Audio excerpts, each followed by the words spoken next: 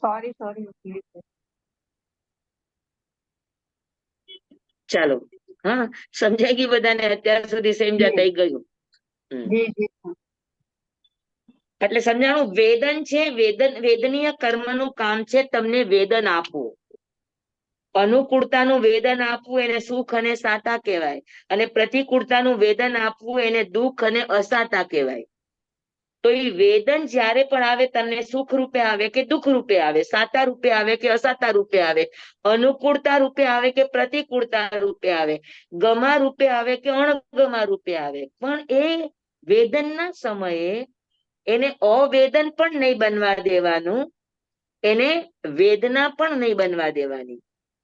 વેદના એટલે તમે વેદનાની અંદર ભળી જાઓ. સુખ છે તો એકદમ આસક્તિ, આનંદ, કિલોલ કરો, અને દુઃખ છે તો રોદણા રોદ, રોવાનું થાય, વિલાપ કરવાનું થાય, ફરિયાદો કરવાનું થાય. તો આ બધું વેદના છે. હા, અને અવેદન છે તો કાંઈ નહીં, મને તો કાંઈ થતું નથી, અથવા તો એવી ગોળીઓ લઈ લે, કાં તો એવું મનના વિચારોને એવું ડાયવર્ઝન લઈ લે. તો ડાયવર્ઝન લેવું તો સારી વાત છે, ના નથી, પણ ડાયવર્ઝન લેવા કરતા જે જેવું છે એવું અનુભવીને પસાર કરતા શીખો, તો સાક્ષી ભાવ છે. અને ઈ સાક્ષી ભાવ છે તો વેદન શું બની જશે? સંવેદના બની જશે. અને સંવેદના બને એ આપણામાં નિર્વિકલ્પ દશા જગાડે. અવેદન અવિકલ્પ જગાડે. વેદના છે એ આપણામાં વિકલ્પો જગાડે, સંકલ્પ અને વિકલ્પો જગાડે, અને સંવેદના છે આપણામાં નિર્વિકલ્પ અવસ્થાને જગાડે. આખું આ ગુરુદેવનું આખું એક વ્યાખ્યાન છે. અવેદન શું જગાડે? અવિકલ્પ, વિકલ્પ વગરના, વિકલ્પહીન. અને વિકલ્પ એટલે શું તમને ખબર છે? તમે કોઈ પણ વસ્તુને મારી નથી માનતા ત્યાં સુધી અવિકલ્પ છે. મારું માયના પછી એમાં ગમા અને અણગમા થાય, તો પછી એમાં તમને વિકલ્પો થાય. તો પેલા તો તમે જેને કોઈને મારા જ માયના નથી, તો પછી એમાં તમને વિકલ્પો જાગવાની જરૂર. જે મારું નથી એને મારું માયનું, તો એ સંકલ્પ છે. અને એમાં ગમા અને અણગમાના ભાવો જાગ્યા, એને મેળવવાને દૂર કરવાના ભાવો જાગ્યા. આ બધા વિકલ્પો કહેવાય. અને અવિકલ્પ એટલે જાડી ચામડી, વેદન શૂન્ય કહેવાય, વેદન મુક્ત ન કહેવાય. સ્વામી, હવે સપોઝ આપણે એવા કોઈ સમાચાર સાંભળ્યા, હમણાં જે રાજકોટમાં ગેમ શો માં આટલું બધું એ થયું, ઘણા છોકરા બચ્ચાઓને, તો આપણે એકવાર સમાચાર સાંભળીએ એટલે આપણે એમાં ઓલું આપણને આવી જ જાય ને કે આ લોકોને એટલું સમજ નહીં આવતી હોય.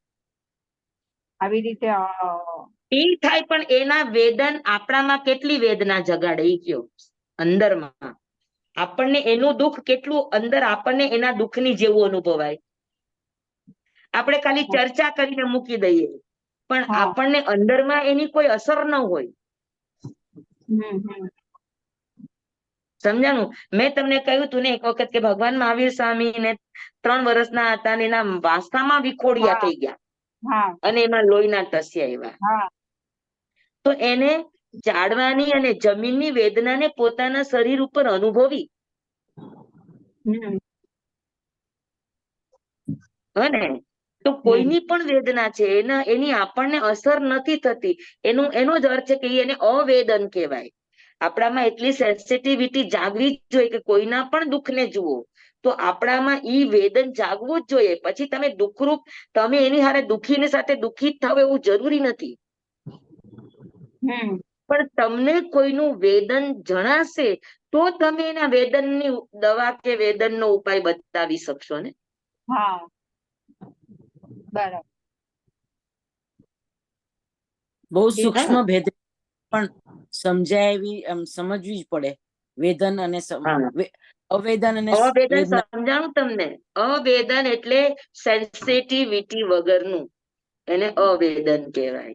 તો સ્વામી અવેદન હોય તેમાં કોઈ વિકલ્પ હોય, કોઈ ચીજ તમે મારી માયની જ નથી તો તમને એમાં વિકલ્પ જ શું આવશે કયો? પણ સ્વામી પારકાની વેદનામાં આપણને કોઈ વેદના જ થતી નથી વેદનમાં, તો અવેદન જ રહ્યું ને એ બધું.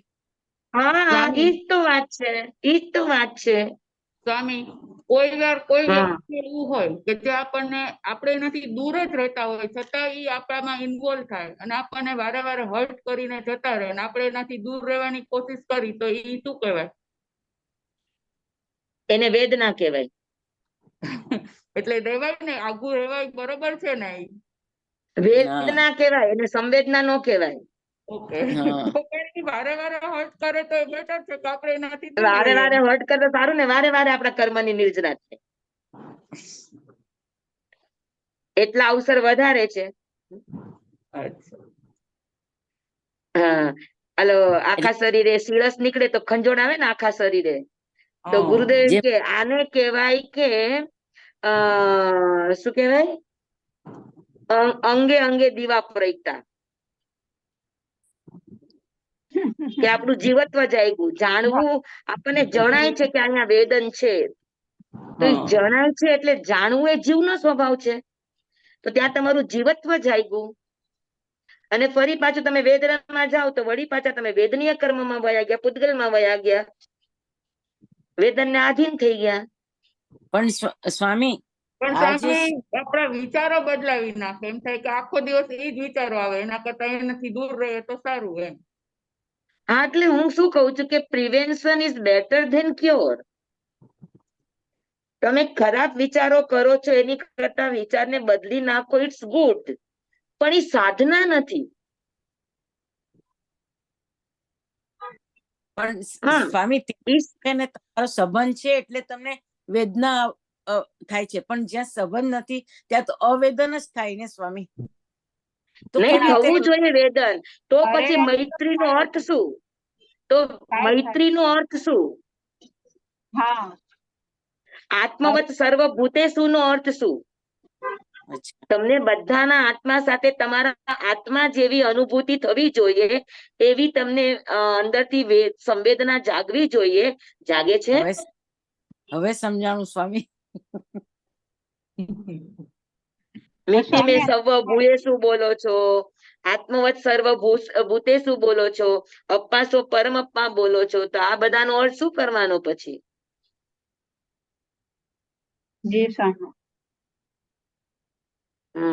એકેન્દ્રિય જીવોની પણ વેદનાને જો ભગવાનનો આત્મા 3 વર્ષની ઉંમરમાં પોતાના ઉપર ઝીલી શકતો હોય તો એને કહેવાય મિટ્ટી મેં સર્વ ભૂએસુ, અથવા તો આત્મવત સર્વભૂતેષુ, બધા જ જીવોમાં તમારા આત્મા જેવી દ્રષ્ટિ કેળવો.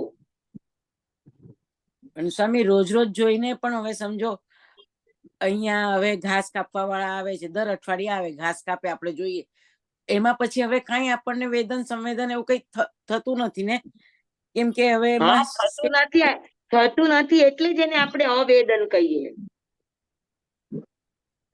અને પણ થતું પછી હોય તો હવે અત્યારે કદાચ આપણે સાંભળ્યું છે તો આપણે કરવા જઈએ તો પણ એ ઉપર છલું થાય, અંદરથી ન અનુભવાય. હા સમજાવો? જ્યાં સુધી દ્રષ્ટિની પવિત્રતા ન આવે, જ્યાં સુધી દ્રષ્ટિની નિર્મળતા ન આવે, ત્યાં સુધી આપણામાં આવું આત્મવત સર્વભૂતેષુનું વેદન ન આવે. હા સમજાણું? જી સ્વામી. પણ પછી જો ત્યારે વેદન આવે તો પછી એમ થાય કે બિચારા કેટલા જીવને કાપી નાખે છે, કેટલા જીવ મરી જાય છે, તો પછી અરે પાછું આપણે એમાં એવું વિચારવા કરતા આપણે બધા ઊંધા જ વિચારો કરવા વાળા છીએ. અને કાપી તો નાખે તો શું ને આને કે એ કાપી નાખે તો શું એનો વિચાર નહીં કરો, પણ જે કપાઈ રહ્યા છે ને શું વેદન તત્વ હશે એને ઝીલો. આપણે કાપનાર નો વિચાર કરેલા, આપણને એના ઉપર દોષ જ દેખાય, એના ઉપર આપણને ગુસ્સો જ આવે, એના ઉપર આપણને આવેશ જ આવે. અંદર પણ જે કરુણા કપાઈ ભાવ રહ્યા છે જગતા એની જે વેદના છે, કપાઈ રહ્યા છે એની જે વેદના છે, એની જે અનુભૂતિ છે, એને આપણે કેટલી અનુભવીએ?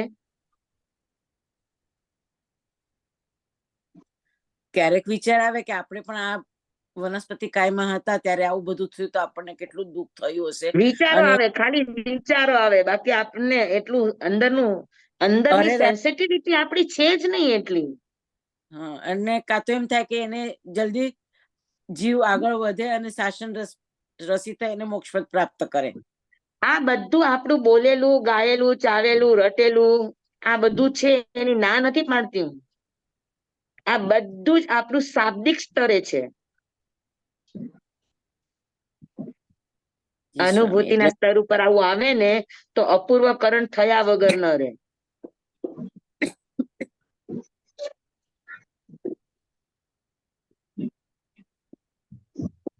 સમજાણું? જી સ્વામી. અપૂર્વકરણ આત્મવત સર્વભૂતેષુ મિત્તિમે સર્વભૂયેષુ ભાવ આવ્યા વગર અપૂર્વકરણ આવે નહીં. જેટલી અભેદ દશા વધે એટલું અપૂર્વકરણ નજીક થાય.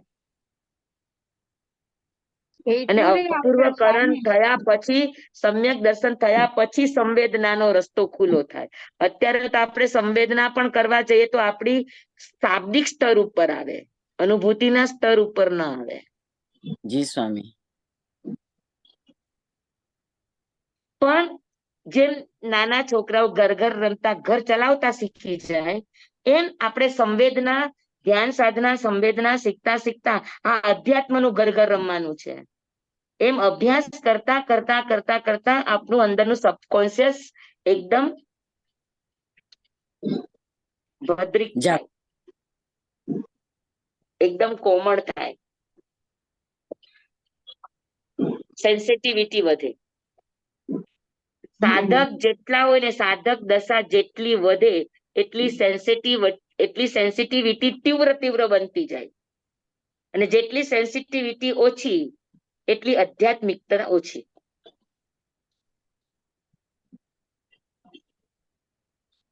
સમજાઈ ગયું વેદનીય કર્મ?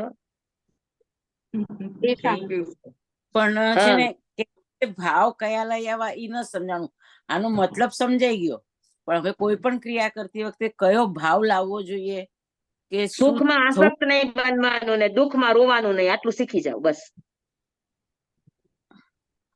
હવે સમજો દુઃખની ફરિયાદ નહીં, પ્રતિકૂળતાની ફરિયાદ નહીં.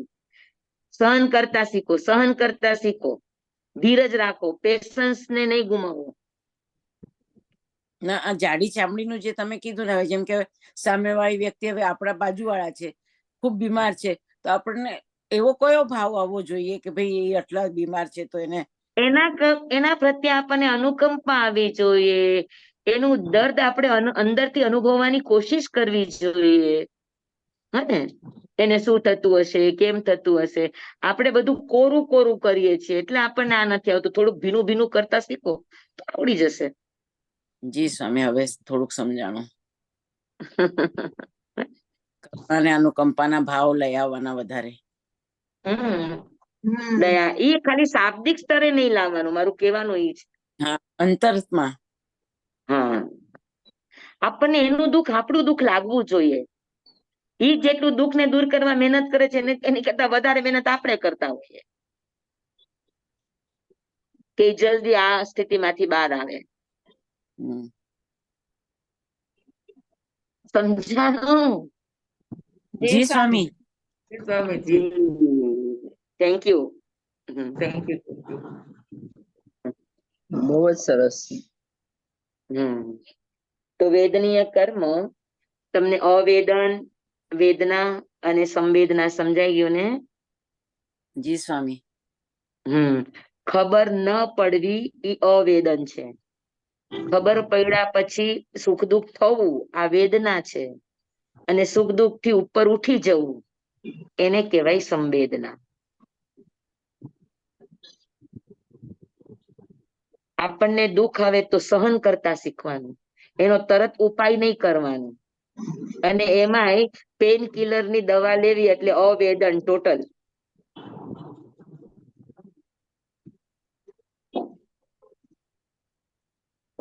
સતત આપણું ધ્યાન ત્યાં જ ચોઈટું રહે. એ બધું વેદના. અને પેન કિલર લઈ લે, ઓ મને મટી ગયું મટ્યું ન હોય, દર્દ તો હજુ હોય ત્યાં. કઈ ઘા તમારી એક ગોળીથી મટી ન જાતો હોય. પણ એટલા સમય માટે તમારી ત્યાંની સેન્સિટિવિટી મરી ગઈ એટલે તમને ખબર ન પડે કે વેદન છે. એ અવેદન અવસ્થા કહેવાય. એટલે જ આપણે ત્યાં ધર્મ છે નિર્વિચિકિત્સા. કોઈ પણ ચીજની ચિકિત્સા ન કરવી. ચિકિત્સા કરવી એ અપવાદ માર્ગ છે. આમ માર્ગ તો તમારે નિર્વિચિકિત્સા જ છે સાધનાનો. વિતિકિચ્છા અતિચાર છે.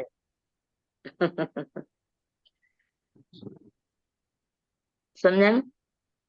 જી સ્વામી. હા, વેદનીય કર્મ 8 કર્મમાં જીતવું અઘરું મોહનીય કર્મ અને સહેવું અઘરું વેદનીય કર્મ. વેદનીય કર્મ સહન કરવું સૌથી અઘરામાં અઘરું છે. હા, વેદના જ્યારે હોય ત્યારે આપણને ગમતી ચીજો, ભાવતી ચીજો, ગમતી વ્યક્તિ, ભાવતી વસ્તુ ગમે એ સામે આવે આપણને ગમે. શરીરમાં સાતા ન હોય તો સામે ગમે એટલી દુનિયા સારી હોય આપણને ન ગમે. તો એનો અર્થ એ છે કે મોહનીય કરતા પણ વેદનીય કર્મની વેદના વધી ગઈ કે નહીં? મોહનીય કર્મ તો સહન કરવામાં વેદનીય કર્મ અઘરું છે અને જીતવામાં મોહનીય કર્મ અઘરું છે. મોહનીય કર્મ તો લાલચ આપ્યા કરે ને સ્વામી, એટલે જીતવું એને અઘરું થઈ જીતવું અઘરું છે. વેદનીય કર્મને જીતવું સહેલું છે પણ સહેવું અઘરું છે. એ આમ શરીરનો દેહાધ્યાસ હોય એટલે એમ થાય કે ઓ મને અહીંયા દુખે છે, મને અહીંયા દુખે છે, મને અહીંયા પીડા છે, મને અહીંયા પીડા છે, મને અહીંયા આમ થાય છે, મને પગમાં દુખે છે, મને આવું બધું થયા રાખે આપણને. કારણ કે આપણી દેહ સાથેની આત્મબુદ્ધિ છે, દેહાધ્યાસ છે. તો જ્યાં સુધી દેહાધ્યાસ છે ત્યાં સુધી વેદના રહેશે. દેહાધ્યાસ છૂટશે તો સંવેદના આવશે. તો એનો ધીરે ધીરે અભ્યાસ કરવાનો. 10-10 મિનિટ ધ્યાનમાં બેસો ત્યારે વિચાર કરવાનો કે ગમે એ થાય હું કોઈ પણ જાતની એક્શન ની રિએક્શન નહીં કરું. મને ખંજોડાવી આ એક્શન છે, હું એનું રિએક્શન નહીં કરું. મને દુખાવો થયો, મને ખાલી ચડી આ એક્શન છે, હું એનું રિએક્શન નહીં કરું. હા, મને કમર દુખવા માંડી એક્શન છે, હું રિએક્શન નહીં કરું. સમજ્યા? એટલે સૌથી અઘરામાં અઘરું સહન કરવામાં વેદનીય કર્મ. ભગવાન જેવા ભગવાનથી પણ પગમાંથી જયારે કાનમાંથી ખિલ્લા જયારે કાઢ્યો ત્યારે ભગવાનના મોઢામાંથી પણ અવાજ નીકળી ગયો. ઓકે, આગળ જાઉં? તો ઠીક, 4:45 થઈ ગયા. તમે કીધા હતા વેદનીય કર્મ સમજાઈ ગયું, પણ મારે આ બધું સમજાવવું હતું એટલે મેં ફરીથી લીધું. તે દિવસે ઉતાવળમાં થયું. ક્લિયર થઈ ગયું બધા.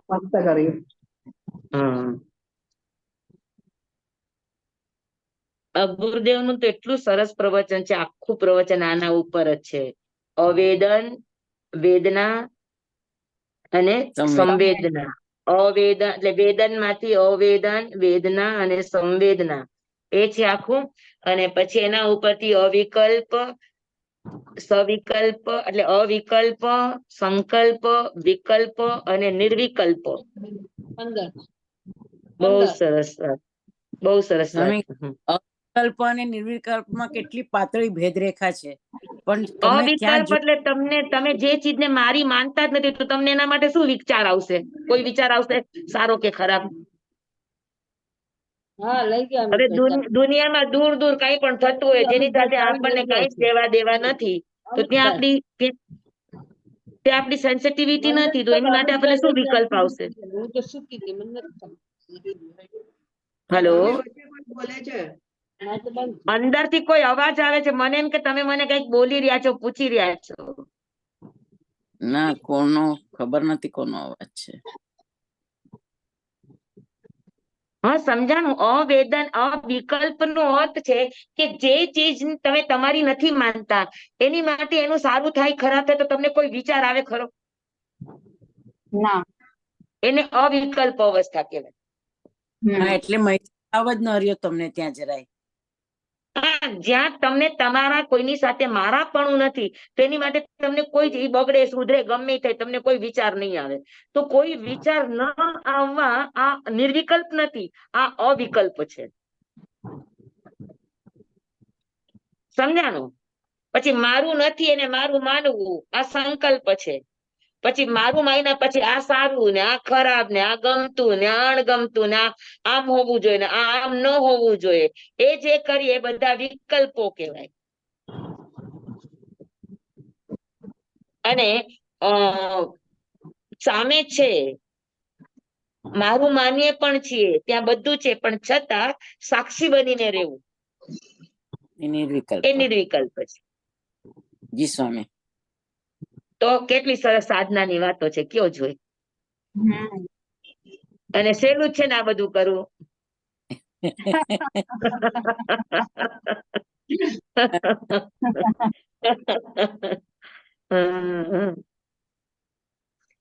આચરણમાં લાવવું સમજવું તો એ જ સહેલું પડી ગયું. તમે સમજાયું કાંઈ એટલે. વાંધો નહીં, આજે સમજી લ્યો પ્રયત્ન એકદમ કરે. બરાબર. જો આ ભવ ની અંદર તો આપણને મોક્ષ નથી મળવાનો, એ તો પાક્કી વાત છે. બરાબર. તો કમસે કમ આપણી સમજને મજબૂત બનાવી લઈએ, બીજું કઈ થાય કે ન થાય. આ વાંચન કરીને આ શીખીને વારંવાર એનું દોહન કરીને વારંવાર એના ઉપર ચિંતન કરીને વારંવાર એના ઉપર મનન કરીને આ બધી ચીજોને દ્રઢ બેસાડી દો. આજે શીખાન કાલે ભૂલી જાવ એમ નહીં, એનું વારંવાર એટલે યાદ રાખવા માટે કે પરીક્ષા દેવા માટે નહીં, પણ આ આપણા સબકોન્શિયસ લેવલમાં આ સમજ આપણી ઉતરી જવી જોઈએ. સમજ આપણી સબકોન્શિયસ લેવલે ઉતરશે તો કાલે સવારે એ આપણા આચરણમાં આવશે ને આવશે. એનું બીજ પડી જશે. હા, જે વિચારોનું બીજ એને એટલે જ વિચાર બીજ કહેવાય. જો જે વિચાર બીજ આપણા સબકોન્શિયસ લેવલે જાય એટલે આપણો કાયયોગ, આપણો વચન યોગ અને આપણા મનોયોગ ઈ અનુસાર કામ કરવા માંડે એની મેળે. એમાં જીવે ક્યાંય દખલગીરી કરવી ન પડે. સમજાણું? યોગો જ બધું કામ કરી લે, જીવે કાંઈ જ ન કરવું પડે. આ સાધના થઈ જાય આખી. સ્વામી, હા, તમે કીધું વિકલ્પોમાં સાક્ષી ભાવે રહેવાનું.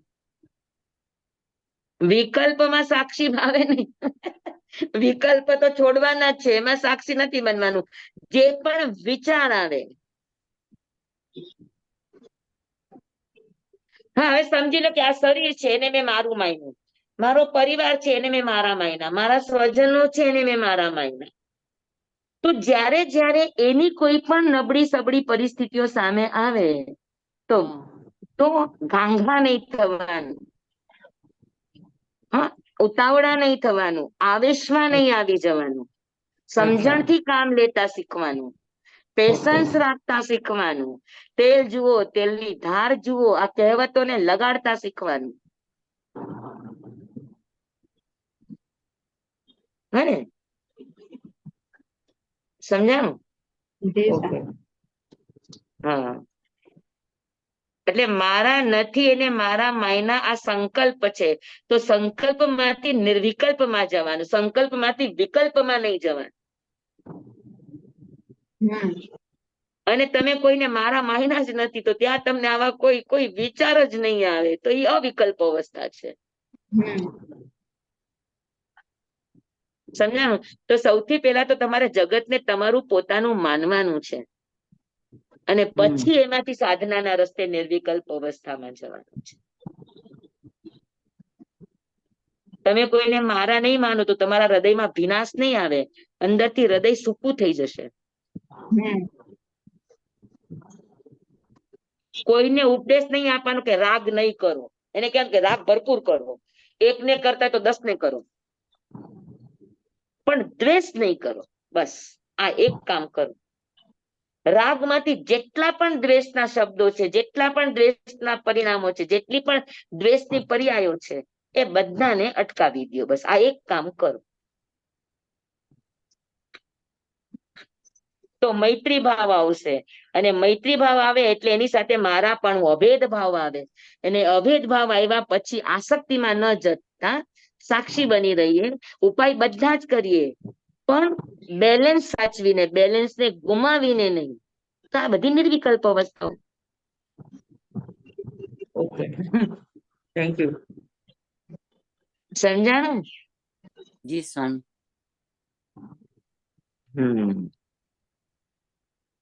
તો પેલા તો જગત આખાને મારું માનો તો ખરા, એકવાર એટલું તો શીખો. આપણે ઓલું કયું ગીત છે? જેની સાથે વસો ત્યાં રોજ વિચારો મનમાં, કોઈને કઈ ન કહેવું. આ બધા છે મારા, મારા બધા જ સારા. કોઈને કાંઈ ન સમજાણું તમને? હા, તો જ્યાં વસો છો, આપણી સાધના આપણે જ્યાં ઊભા છે ત્યાંથી શરૂ થાય છે. દુનિયા આખીમાં જવાની જરૂર નથી. તમે પેલા જ્યાં વસો છો, જ્યાં રહો છો, જેની વચ્ચે રહો છો, એની સાથે તો પેલા તમે મારાપણાના ભાવ કેળવો. જેની સાથે વસો છો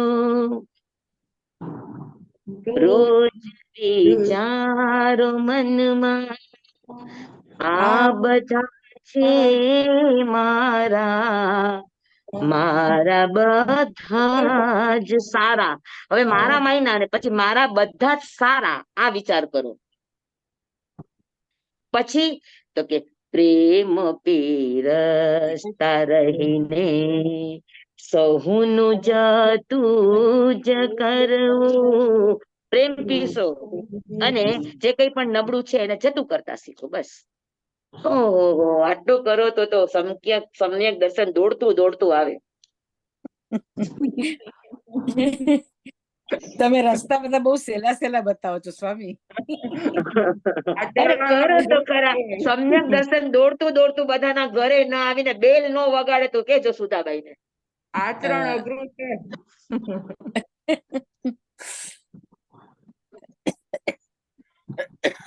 ચાલો, હવે આપણું ચોથું મોહનીય કર્મ.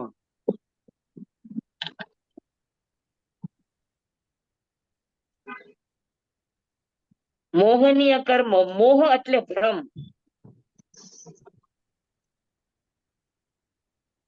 મોહ એટલે ભ્રમ. ભ્રમ પેદા કરવું આ મોહ નું કામ છે. અને મોહ બે જગ્યાએ ભ્રમ પેદા કરી શકે. એક દ્રષ્ટિમાં ભ્રમ પેદા કરી શકે અને આચરણમાં ભ્રમ પેદા કરી શકે. હા, દુશ્મન હોય તો નહીં નહીં નહીં, આ તો મારો બહુ બેસ્ટ ફ્રેન્ડ છે, એ જ લાગે. એનું આચરણ તમને એવું જ લાગે. એટલે આચરણમાં ભ્રમ પેદા કરે એનું નામ ચારિત્ર મોહનીય, અને દ્રષ્ટિમાં ભ્રમ પેદા કરે એનું નામ દર્શન મોહનીય.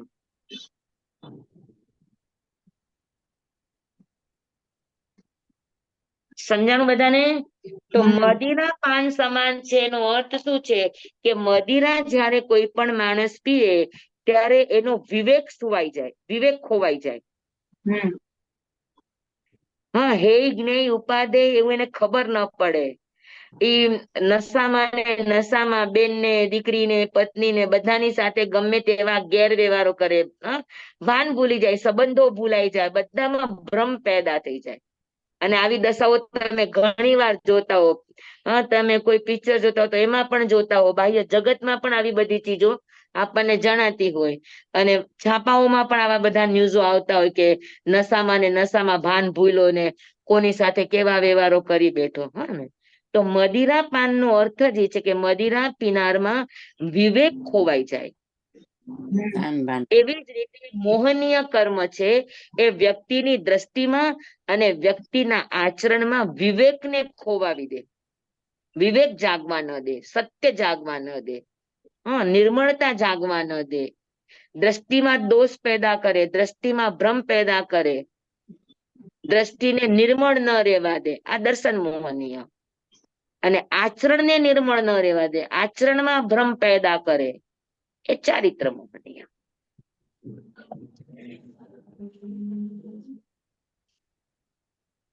સમજાણું બરાબર? ઈઝી છે મોહનીય કર્મ.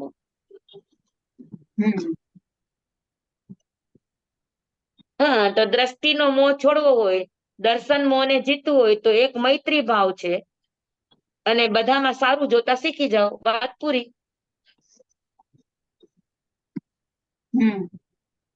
આપણે પચકાણ કરવાના કે કોઈનું નબળું જોવાનું નહીં, જોવાઈ જાય તો કેવાનું નહીં, નબળું કોઈનું સાંભળવાનું નહીં. વાંદરા આલા કેવા ગાંધીજીના 3 પૂતળા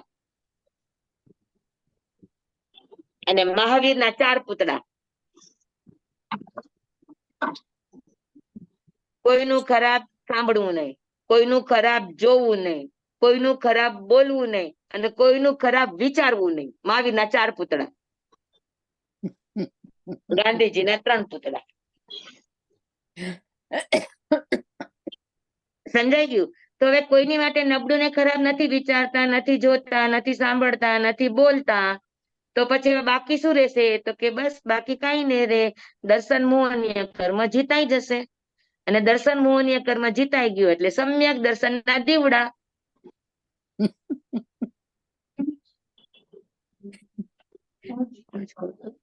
હા, બોલવામાં બોલો. એટલું સરળ ભાષામાં બતાવો છો ને સ્વામી, પણ આચરણમાં કેવી રીતે લઈ આવવાનું કેટલું અઘરું છે. અરે ધીરે ધીરે લેવાનું. મેં તમને શું કીધું કે ઘર ઘર રમવાનું, એકબીજાને આપણે ચેતવી દેવાના કે આપણે બધા એનું સારું સારું જ જોવાનું. કોઈનાથી પણ ખરાબ જોવાઈ જાય, ખરાબ બોલાય છે તો તરત જ કહેવાનું નો, આપણે કરવાનું નથી, આપણે આમાં જવાનું નથી, બધા સારા છે, બધા સારા છે, બધા સારા છે. ખરાબ હોય તો મારો કર્મનો ઉદય ખરાબ હોઈ શકે, ખરાબ હોય તો મારી દ્રષ્ટિ ખરાબ હોઈ શકે. એક ખરાબ નથી. જગતમાં કોઈ વ્યક્તિ, વસ્તુ કે પરિસ્થિતિ ખરાબ હોતી જ નથી.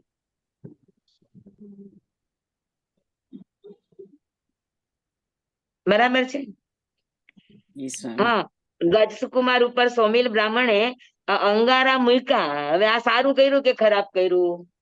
છતાં પણ ભગવાને શું કીધું કે એક પુરુષ આવ્યો અને તારા ભાઈ ઉપર એટલું બધું કર્મોનું દેણું હતું, એ દેણું ખપાવવામાં એને તારા ભાઈને સાથ આપ્યો. સાહીજે દિનને એને સહાયતા આપી.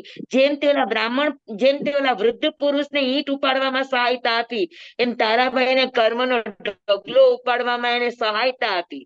મારી નાખનારને પણ સહાયક માનવું, આ કઈ દ્રષ્ટિ કયો? માથા ઉપર અંગારા મૂકનારને પણ ભગવાન કે આ સહાયક છે.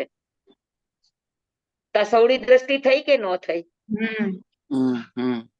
બસ આટલી દ્રષ્ટિ કેળવી લ્યો એટલે કેવળ જ્ઞાન. જી સ્વામી. તો સાધના રિયલમાં સહેલી છે, પણ આપણને અઘરી લાગે છે. એનું કારણ છે કે આપણે ખાલી સાંભળીને બેસી જઈએ છીએ, આપણે આવા કોઈ પ્રયોગો નથી કરતા. હા, મેં તમને પહેલા પણ આ વાત કરી હતી કે કોઈનું નબળું સાંભળવું. આપણે જે 2 શ્લોક બોલીએ છીએ એ સમ્યક દર્શન માટેના છે. એક વ્યવહાર સંકેત માટે છે અને એક નિશ્ચય સંકેત માટે છે. હા, જે દ્રષ્ટિ ગુણ દર્શન કરે તે દ્રષ્ટિને પણ ધન્ય છે. હા, જે જીભ ગુણ કીર્તન કરે એ જીભને પણ ધન્ય છે. જે સારપ સહુની સાંભળે, હા, દુનિયામાં જેની જેની સારી વસ્તુ છે એને સાંભળવાની જેના કાનમાં તાકાત છે, એ કર્ણને પણ એટલે કાનને પણ ધન્ય છે. અને જે અંતરે સ્વ પર દયા, જેના અંતરની અંદર સ્વ અને પરની દયા વસે છે, એ હૃદયને પણ ધન્ય છે. તો આ નિશ્ચય સંકેતનું લક્ષણ છે. અને વ્યવહાર સંકેતમાં જે દ્રષ્ટિ જીન દર્શન કરે તે દ્રષ્ટિને, એ વ્યવહાર સંકેત છે. સમજાણું? તો દ્રષ્ટિ મોહનીય કર્મ વિવેક ઉપર આવરણ લાવી દે, વિવેકને થવા ન દે, વિવેકમાં ભ્રમ પેદા કરી દે. આ કામ મોહનીય કર્મનું છે. હા, અને એ ભ્રમને આપણે દૂર કરી દઈએ અને સારું સવળું જોઈએ તો ધીરે ધીરે એનો ભ્રમ આપણને છૂટી જાય, નીકળી જાય. તો દ્રષ્ટિના ભ્રમને દર્શન મોહનીય કહેવાય અને આચરણના ભ્રમને ચારિત્ર મોહનીય કહેવાય. બરાબર, મદિરા સમાન સમજાઈ ગયું એકદમ બરાબર. એકદમ મસ્ત. હવે આયુષ્ય કર્મ 5 ને 5. હવે આયુષ્ય કર્મ એમાં તો એટલું બધું નહીં. આયુષ્ય કર્મ હેડ બેડી સમાન. હેડ તેના બેડી સમાન? એટલે શું ખબર? હા, જેલ સમાન, આયુષ્ય જેલ કર્મ જેલ તમારા સમાન. હાથ પગમાં કોઈએ બેડી બાંધી હોય હા, તો એ ક્યારે છૂટે? ત્યારે જેમ આપણે માનતુંગ સુરીને 48 તાળામાં બંધ કરીને પેક કરીને રાખી દીધા હા, અને 4 તાળા શરીર ઉપર મારીને શરીર આખું બંધ કરી દીધું. તો હવે અને તાળું મારીને ઈ તો વયા ગયા ચાવી લઈને. સમજાણું તમને? તો હેડ બેડી એટલે શું? બેડી સમાન છે કે ભાઈ આપણા હાથ પગમાં બેડી હોય તો ઈ જ્યાં સુધી બેડી બંધાયેલી છે એને એ પરિસ્થિતિમાં રહેવું જ પડે. સમજાણું? હવે આયુષ્ય કર્મ છે તો નરકનું આયુષ્ય બાંધીને ગયા હોય તો જેટલું પણ બાંધ્યું, ઓછામાં ઓછું 10,000 વર્ષ ને વધુમાં વધુ 33 સાગરોપમ, તો એ જે બાંધીને બેડી ગયા છે તો એને એટલો વખત તો એને ભોગવવું જ પડે કે ન ભોગવવું પડે? એની મુદત પૂરી થાય ત્યાં સુધી રહેવું જોઈએ. હા, બરાબર છે. એક ખાલી મનુષ્ય અને તિર્યજની અંદર ફેસિલિટી છે કે એ પોતાના આયુષ્યને થોડો ઘણો ફેરફાર કરવા ધારે તો કરી શકે.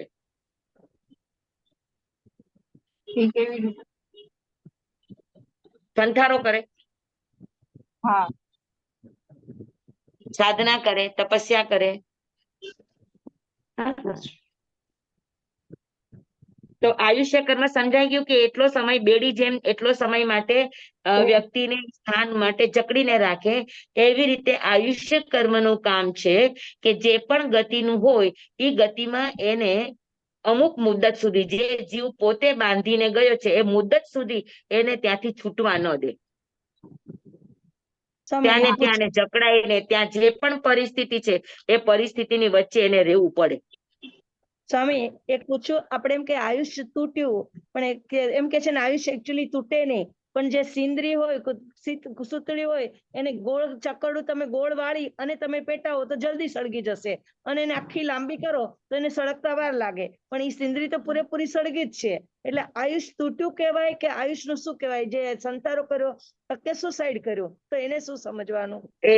એવું ન હોય, કેમ કે આયુષ્ય જે વચ્ચે અધૂરા આયુષ્ય જે પૂરું થતું હોય ને, તો ત્યાં પણ એ આયુષ્ય એવી રીતે બાંધીને આવ્યો હોય, એને આકરખા કહેવાય. આકરખા એટલે આકર્ષણ. કેટલા આકર્ષણમાં આયુષ્ય બાંધ્યું હોય, એટલે કેટલા ટુકડે આયુષ્ય બાંધ્યું હોય. તો જેટલા ટુકડે આયુષ્ય બાંધ્યું હોય તો એ ટુકડો પૂરો થાય તો ત્યાં એનું એટલું આયુષ્ય પૂરું થઈ ગયું, આગળનું આયુષ્યનું જોડાણ નહીં થયું. પણ અમે એનું ટોટલ કે ના, આપણે 6 વસ્તુ તો પણ એવું ટોટલ આયુષ્ય જ ન હોય. આ શોભક્રમ આયુષ્ય એવું છે કે જ્યાં એનું તૂટવાનું લખાણું હોય 1/3 ભોગવાના પછીનું, એટલે 2/3 ભોગવાના પછીનું, એ પ્રમાણે જ તૂટે. એના મન પડે ત્યારે ના તૂટે. એટલે એટલું જ લખાવીને આવ્યા છો એમ સમજવાનું? હા, 100%. આયુષ્ય તમે શોભક્રમ બાંધીને આવ્યા છો તો એ પ્રમાણે થાય, તમે નિરૂપક્રમ બાંધીને આવ્યા છો તો એ પ્રમાણે થાય. શોભક્રમ એટલે જે આયુષ્ય કટકે બાંધ્યું હોય તો એ તૂટશે પણ કટકે. કે એક કટકે ન તૂટ્યું તો બીજા કટકે ન તૂટ્યું તો ત્રીજા કટકે. મતલબ આપણે અને સાધનામાં રહી ગયા તો જોડાતા આયુષ્ય પૂરું પણ ભોગવી શકે. મતલબ આપણે કહીએ છીએ કે ઘાત ગઈ તો એવી રીતે હોય, ટુકડે. ઘણી વાર આપણે કહેતા હોઈએ ને કે ઘાત ગઈ એના પરથી. હા, ઘાત ગઈ એ ટુકડો ગયો. બરાબર. હા, બરાબર.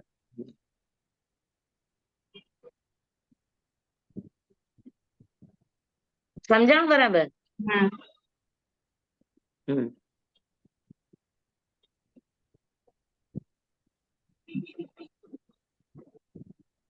હા, તો હેડ બેડી સમાન એટલે જેલર ની બેડી હોય ને એને હેડ બેડી કહેવાય. હમ જેલની બેડી હોય ને એને હેડ બેડી કહેવાય. તો હમ આયુષ્ય કર્મા છે એ હેડ બેડી, જેલની બેડી જેવું છે. હમ હા ને? બરાબર? સ્વામી એક ક્વેશ્ચન કરું?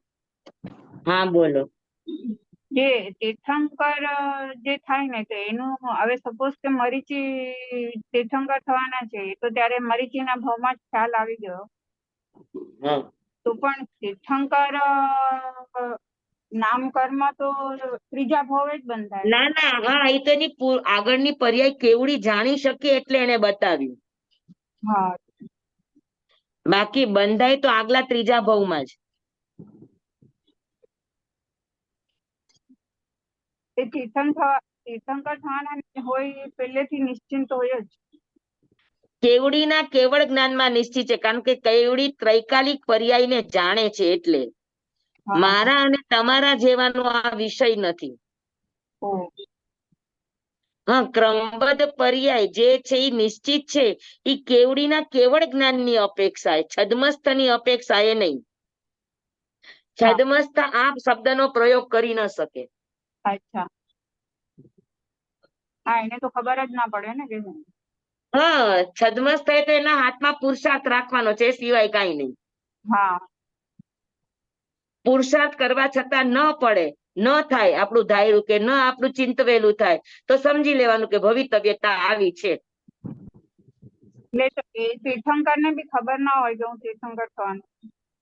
ના ના ના, બધા તીર્થંકરોને ખબર હોય એવું જરૂર નથી. અહીંયા તો ઋષભદેવ ભગવાને ભવિષ્ય વાયકું અને ભરત મહારાજાએ મરીચીને કીધું એટલે પછી હા, મરીચીના પછીના ભાવમાં મરીચીને ખબર નથી કે હું તીર્થંકર થવાનો છું. ઓહ, ઓકે, હા હા, બરાબર. એટલે હમ. સ્વામી એક બરાબર, ક્વેશ્ચન પૂછું? આગળના ભાવમાં એને કઈ ખબર નથી કે હું તીર્થંકર થવાનો છું. એ હરેક હા ભાવમાં એને યાદ નથી. હા સ્વામી સ્વામી એક ક્વેશ્ચન પૂછું? હા બોલો. આપણે આપણે કહીએ ને જીવ બે આકર્ષે કે ત્રણ આકર્ષે આવી રીતે આયુષ્ય બાંધે, તો એનો મતલબ એ હા થયો કે જીવ બે વાર ઘાત પડી, એક વાર ઘાત આવે તો બચી પણ જાય અને મરી પણ શકે, કા બે વાર ઘાત આવે હા પછી મરી જાય કે બચી શકે, એનો મતલબ એ હા થયો? હા હા, એવું બની શકે. પણ અચ્છા. અને જયારે પણ ઘાત પડશે ત્યારે ટુ થર્ડ ભાગે જ પડશે. અચ્છા. એ નિયમ છે.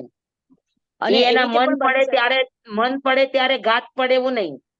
એટલે એવી રીતે પણ બની શકે એટ અ સ્ટ્રેચ પણ ઈ આયુષ્ય બાંધી શકે, ટોટિયા વગર પણ બાંધી શકે, જેમ આકર્ષે નહીં એટલે સીધો પણ હા બાંધી શકે? હા, એને નિરુક્રમ આયુષ્ય કહેવાય. એક ધડાકે અચ્છા. આયુષ્ય બાંધે એને નિરુક્રમ ઓકે આયુષ્ય કહેવાય. ઓકે. તમને ઈ ત્યારે તરસ લાગી ગયો તો એક ગ્લાસ એક શ્વાસે પી જાવ કે ન પી જાવ? હા. એમ ભાવની પરિણામની ધારા ઠોસ હોય, સારી કે ખરાબ, પણ એકદમ ઠોસ હોય અને એટલી તીવ્ર હોય તો એ એક સાથે પણ બાંધી લે આયુષ્ય. અને ઘણી વાર શું થાય કે આપણને તરસ ન લાગી હોય ને કોઈ આપણને પાણી પીવા આપે તો આપણે બે ઘૂંટડા પીએ, વળી પાછો ગ્લાસ નીચે મૂકીએ, વળી પાછા બે ઘૂંટડા પીએ, વળી પાછો ગ્લાસ નીચે મૂકીએ. એમ ઈ ટુકડે ટુકડે ટુકડે આયુષ્ય પૂરું કરે. हाँ हाँ हाँ।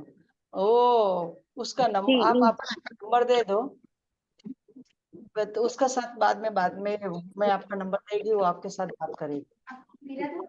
हाँ। હા, કોણ છે આ બધા?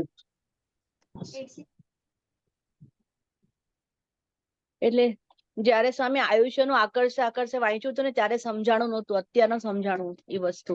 સમજાઈ ગયું? Very good. હા, પેલા નહોતું સમજાણું. હવે સમજાઈ ગયું ને હા. બધાને? Okay fine. બસ તો આજે આટલું રાખીએ આપણે. હમ જમવાય ચક્રમ પયાહીનમ વિનયહીનમ જોગહીનમ ગોસહીનમ સુઠ્ઠું દિનમ દુઠ્ઠું પડી છે કાલે કહું સજાવો કાલે ન કહું સજાવો સજાય સજાય એમ ન સજાય એમ ભણતા ગણતા ચિંતવતા સુણતા સાંભળતા જ્ઞાનીઓના અનંત અનંત ભાવો છે, અનંત અનંત પર્યાવો છે, અનંત અનંત ગમા છે, અનંત અનંત નહીં છે, અનંત અનંત નિક્ષેપ છે, અનંત અનંત રહસ્ય છે, અનંત અનંત ખુલાસાઓ છે. આમાંથી કોઈ પણ ભાવ ભેદ નહીં, નિક્ષેપ, ગમા, રહસ્ય, ખુલાસાનું સ્ખલન સદમસ્ત ભાવે મારા બોલવામાં, કહેવામાં, સમજાવવામાં આવ્યું હોય, આપના સાંભળવા સમજવામાં આવ્યું હોય તો અરિયંસિત કેવડી ગુરુ ભગવાન આપની સાક્ષીએ, આત્મા પરમાત્માની સાક્ષીએ તસ્મિચ્છામિ દુક્કડમ. તમેવ સચ્ચમ નિસંકમ જમ જીણેમ પવેયમ શિવમ બનતે શિવમ બનતે શિવમ બનતે તિબેમી. ચાલો બધાને ખૂબ ખૂબ ધન્યવાદ. સ્વામી ધન્યવાદ સ્વામી. હા ધન્યવાદ સ્વામી, ખૂબ ખૂબ આભાર. હાજી. આપણા પેલાના અમુક સ્ટુડન્ટો દેખાતા નથી, તમે તપાસ કરજો. હા, લતાબેન સત્રા નથી હમણાં દેખાતા. પછી દમયંતીબેન પણ વચ્ચે વચ્ચે ક્યારેક ક્યારેક ગેમ પાડી દે છે. આજે આવ્યા છે. હા, આજે આવ્યા છે. હા હા, એ 4-5 બેનો નથી દેખાતા આપણા રેગ્યુલર. મીનાબેન ખારા નથી દેખાતા, બીજલ નથી, પછી કિંજલ નથી. હા, પછી આપણે કેવી જવનિકા નથી. હવે બધા મને થોડાક નામ યાદ રહેવા માંડ્યા છે. જોઉં છું દરરોજ એટલે. સ્વામી લતાબેન સત્રા ને હેતલ ને હું અમે એક જ લાઈન માં ઉપર છે. હા હું કહું છું એમને. હા, આજે પ્રતિભાબેન પણ આજે છે કે નથી, લગભગ નથી જોયા. જાટકિયા. ચાલો. નમો હરિહંતાણંગ નમો સિદ્ધાણંગ. વંદના કરી લીધી તમે બધાએ પેલા.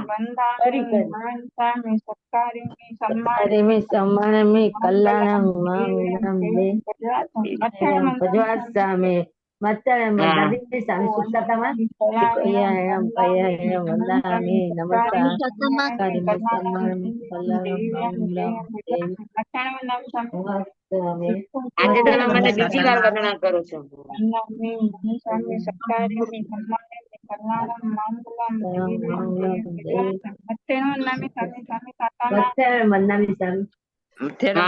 સ્વામી સાતામાં છો. હાજી. નમો હરિહંતાણંગ નમો સિદ્ધાણંગ નમો આયર્યાણંગ નમો વજ્રાયણંગ નમો લોય સવસાવણંગ. ગુરુદેવની આજ્ઞા. શ્રી શ્રી ચદારી મંગલમ હરિહંતા મંગલમ સિદ્ધા મંગલમ સાવ મંગલમ કેવલી પનત્વતમ મંગલમ. ચદારી લઘુતમા હરિહંતા લઘુતમા સિદ્ધા લઘુતમા સાહુ લઘુતમા કેવલી પનત્વતમ લઘુત્તમો. ચદારી શરણં પવજ્જામિ હરિહંતે શરણં પવજ્જામિ સિદ્ધે શરણં પવજ્જામિ સાહુ શરણં પવજ્જામિ કેવલી પનતં ધમ્મં શરણં પવજ્જામિ. 4 શરણા 4 મંગલ 4 ઉત્તમ કરે જે નર ભવસાગરમાં ન બુડે તે સકલ કર્મનો આણયંત. મોક્ષ તણા સુખ લહે અનંત ભાવ ધરીને જે ગુણ ગાય તે જીવ તરીને મોક્ષે જાય. સંસારમાં અહીં શરણાચાર વર્ષ શરણ નહીં કોઈ જે નર નારી યાદ રે. અક્ષય વિચલ પદવી હોય અંગૂઠે અમૃત વસે લબ્ધિ તણા ભંડાર. શ્રી ગુરુ ગૌતમ સ્વામીજી ભગવાનને સમરીએ તો સદાય મન વાંચિત ફલદાતા, સદાય મન વાંચિત ફલદાતા. બોલો ભગવાન મહાવીર સ્વામી કી પૂજ્ય ગુરુદેવ કી હા. સ્વામી સાતામાં આપને આનંદ ગુરુ કૃપા. અનુમોદન. હા, બધાને ખૂબ ખૂબ ધન્યવાદ. બધાની જિજ્ઞાસાને ધન્યવાદ. સમજાવવાનું ધન્યવાદ.